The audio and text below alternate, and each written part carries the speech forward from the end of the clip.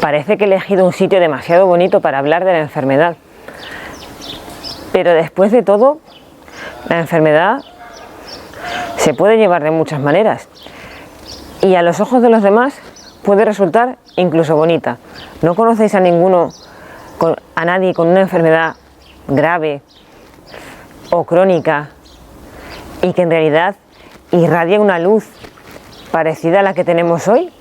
Además, veis esto tan bonito, pero el seto está así porque las hermanas lo han cortado. El rosal está podado porque un señor que nos ayuda mucho con la huerta se pegó aquí sus horas. Vengo de grabar en aquel frutal de allí y por un lado estaba pensando en lo que tenía que decir y por otro lado temiendo porque me picase un abejorro. O sea que esto es muy bonito, sí, pero también es fruto del trabajo. Dentro de unos par de días van a fumigar frutales para que podamos comer algo, que nos dejen algo los bichos. En fin, que sí, que es muy bonito y además estáis puestos en mi sitio favorito, porque se ve toda la huerta y toda la espadaña de atrás.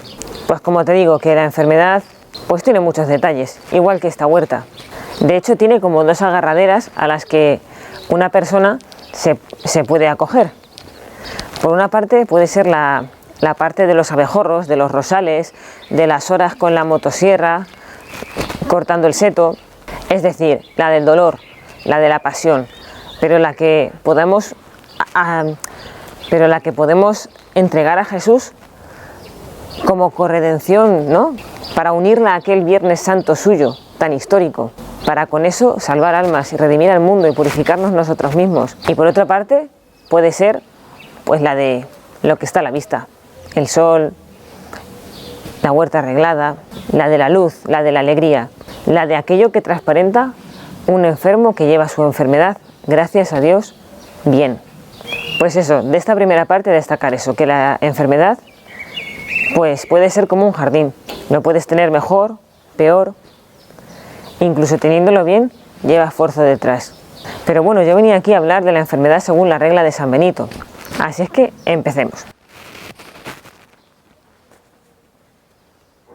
San Benito habla de la enfermedad dirigiéndose a dos grupos de personas, a los enfermos y a los que cuidan a los enfermos, porque todos hemos experimentado ese gusto por cuidar a una persona que queremos y está enferma, ¿no? Nos volcamos con todo el cariño, pero también el fastidio, oye, que cuesta también.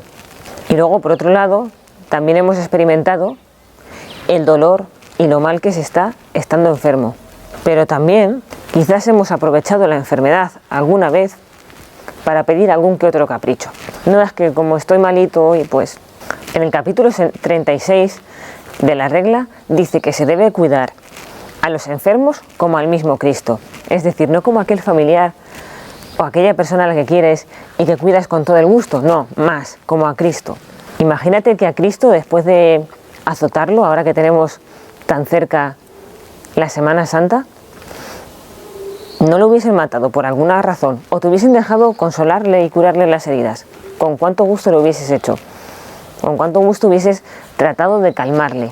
Pues así hay que cuidar a los enfermos, viendo en ellos al mismo Cristo. Además es que lo dice varias veces, lo remarca como en dos partes. Primero, cuidar a los enfermos, para que se les sirva como a Cristo, ¿no? Tiene como dos partes. Cuidarlos, pero no solo cuidarlos, sino para que se les sirva como a Cristo. Pero a renglón seguido les recuerda a los enfermos que no angustien a los enfermeros con sus caprichos. No dice que no tengan caprichos, sino que no les angustien con los caprichos, es decir, que no sean unos quejicas o unos caprichosos o, en fin, malos enfermos. Que vale que estés enfermo y que haya que cuidarte, pero oye, tampoco te aproveches demasiado. Pero vuelve a los enfermeros, está como a dos bandas, ¿no? Como tratando de conciliar o de unir dos partes. Les dice a los enfermeros que los soporten con paciencia. Habla de la caridad al principio, menciona ahora la paciencia, porque de cuidar a los enfermos, continúa, se adquiere una mayor recompensa. Esto de mayor recompensa también lo ha dicho al principio, no os lo he leído, pero lo ha dicho. Porque pone, porque cada vez que lo hicisteis con uno de estos mis humildes hermanos, conmigo lo hicisteis. Eso es en el versículo 2. Y esto de la mayor recompensa es en el versículo 5. Lo repite constantemente. Nos remite siempre a Cristo, caridad como a Cristo, paciencia como tendrías con Cristo. Nos recuerda una bienaventuranza y ahora nos dice que se adquiere mayor recompensa. Total, todos son ánimos, todos son regalos por cuidar a los enfermos. Le exhorta al abad de que tengan mucho cuidado de que no se les abandone a los enfermos.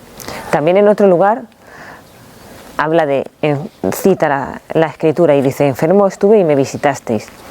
Eso también lo tenemos que coger nosotros, no abandonar a los enfermos y visitar a los enfermos, ya sea pues en un hospital, en una residencia, muchas veces a nuestros propios enfermos o nuestros propios ancianos. O preguntar a un vecino o llamar por teléfono a una persona que sabemos que lo necesita.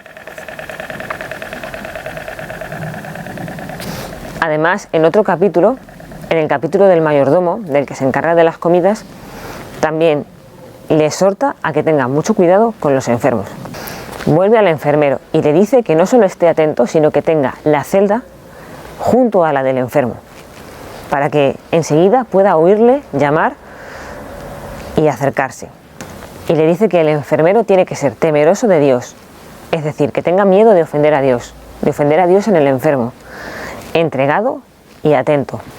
San Benito, que sabía lo dura que podía ser la regla benedictina o la vida monástica para los enfermos, los ancianos, los niños, incluso los que son más débiles, siempre mitiga algo. Aquí dice que se les facilite a los enfermos ir a los baños, cuantas veces sea necesario. Aquí entendemos baño de bañarse, de la higiene, que por alguna razón, quizás porque eran comunes, como las termas romanas, a San Benito o no le gustaba demasiado o no los veía muy convenientes, no por la higiene, sino por quien te pudieses encontrar. Porque de hecho dice que a los sanos, sobre todo a los jóvenes, se les autorizará más de tarde en tarde.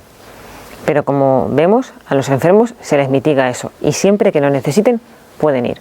No contento con eso, dice que se les permitirá comer carne a los enfermos muy débiles para que se repongan. Eso lo vuelve a repetir también 3 capítulos más adelante, en el que habla de la comida. Y es que los monjes benedictinos no comían carne de cuadrúpedo de manera habitual. Antes ha hablado del abad, no ha dejado de hablar de los enfermeros. Incluso yo te he dicho que en el capítulo del mayordomo se le exhorta sobre los enfermos. Pero es que le quiere dar más importancia. Entonces ponga el abad el máximo cuidado para que ni los mayordomos ni los enfermeros desatiendan a los enfermos. Así es que mucho ánimo a los que cuidáis a enfermos. Puede ser una labor dura, la verdad, pero muy gratificante, por lo menos a los ojos de Dios.